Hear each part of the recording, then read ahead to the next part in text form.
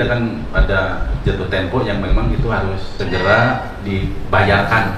Andai kata tidak terbayar, yang akan jadi jaminan ke banknya apa waktu itu? Aset. Tapi Jadi nilai asetnya yang dijual itu tidak mencukupi. Utangnya 3 triliun, asetnya 2,9 triliun. Oh, jadi ini kan misalnya tidak bisa nih, naudzubillah ya. Andai kata tidak terbayar, mudah-mudahan kita optimis terbayar, ya kan? Nah, berarti itu disita.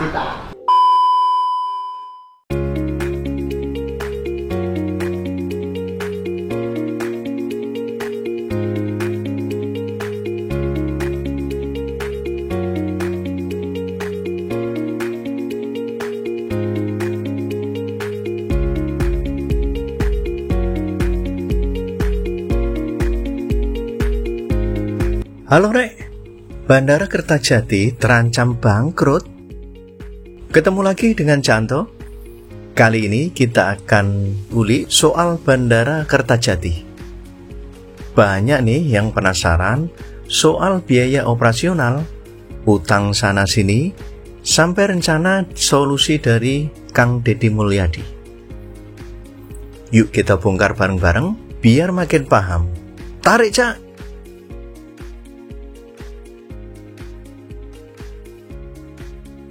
Satu, latar belakang permasalahan. Jadi gini Rek, beberapa waktu yang lalu ada rombongan Komisi 3 DPR ketemu dengan KDM. Fokusnya adalah bahas BUMD Provinsi Jawa Barat. Termasuk membahas permasalahan BIJB Kertajati. Terus, apa masalahnya, Rek? Masalahnya, BIJB punya utang jatuh tempo dan operasional yang sangat mahal. Operasional BIJB ini mencapai 130 miliar per tahun. Itu maksimalnya ya. Minimalnya adalah sebesar 80 miliar per tahun.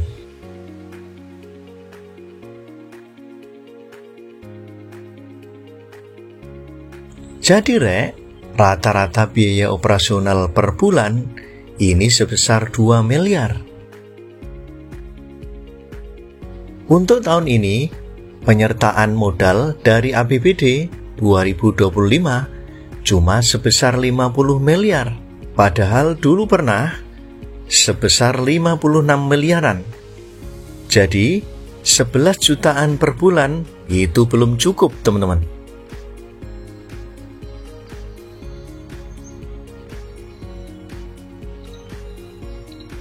Dua, kerangka pendanaan BIJB. Rek, BIJB dibangun dengan kombinasi dana. Yang pertama adalah modal uang tunai 900 miliar dari Pemprov Jawa Barat. Kemudian, tanah seluas 2000 hektar sebagai asetnya. Pinjaman dari sindikasi bank, yakni 11 bank, total hingga 1,5 triliun. Kemudian, karena pandemi, pinjaman jadi direstruktur menjadi 3 tahun. Dan kini membengkak jadi hampir 3 triliun.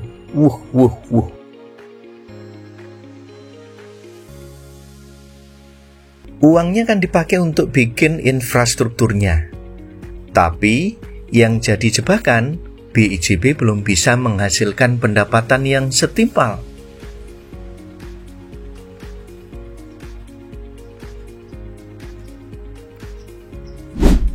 Tiga, resiko utang dan aset. Ingat Rek, BIJB ini BUMD yang terpisah dari Pemprov Jawa Barat. Tapi masalahnya Rek, asetnya ini cuma 2,9 triliun. Sementara utangnya 3 triliun. Tekor ya Rek.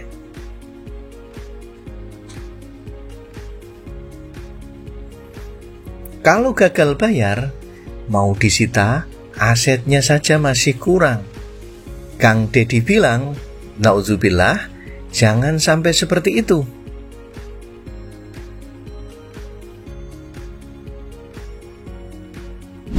4. Aset tambahan dan inbranch. Ternyata masih ada 780 hektar tanah milik Pemprov yang belum diinbranch ke BIJB. Maksudnya gimana? Masih belum diserahkan sebagai modal BIJB.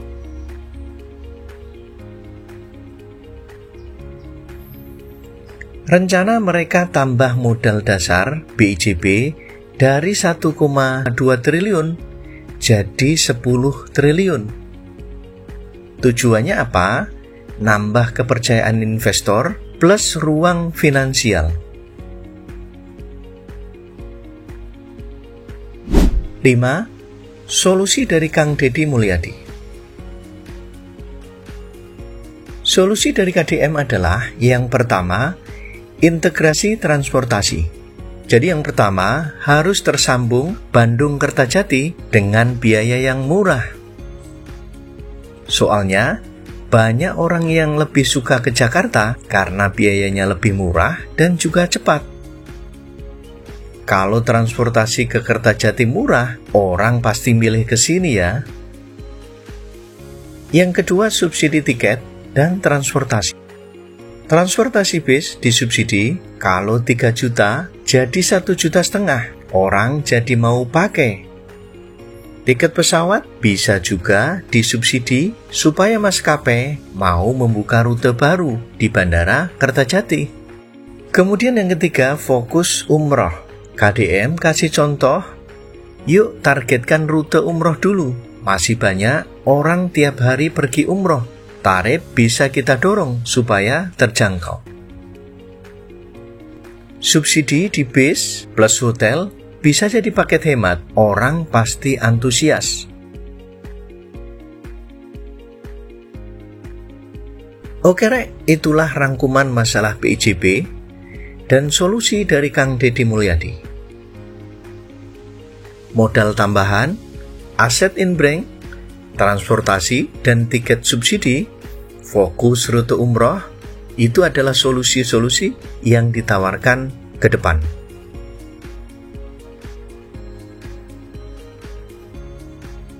Menurut aku sih, ini paket strategis, tapi butuh komitmen Pemprov, pusat, BUMD, hingga maskapai. Menurut kalian gimana? Mau BIJB maju? Atau malah nggak realistis? Iya pakai subsidi terus? Tulis pendapatmu di kolom komentar ya. Nanti kita diskusi bareng. Jangan lupa like, share, dan juga subscribe. Sampai ketemu di video berikutnya.